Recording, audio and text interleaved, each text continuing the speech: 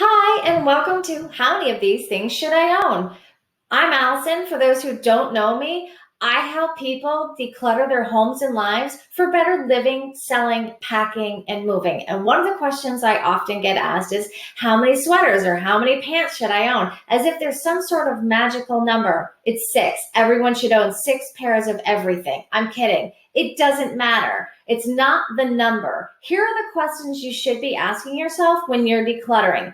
Do I like them and do I wear them? Are they in good condition and do they fit and flatter me well? Because you deserve to, no matter how many items you own things that look great and make you feel amazing. No matter if it's a sweatshirt, a sweater, a pair of pants, doesn't matter. Those are the real questions that you should be asking yourself. The other question that to ask yourself is, how much space do I have to store them in?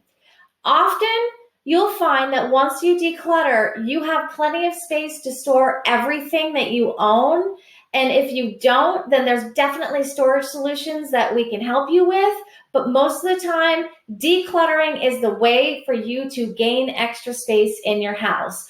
Other than that, the number typically doesn't matter.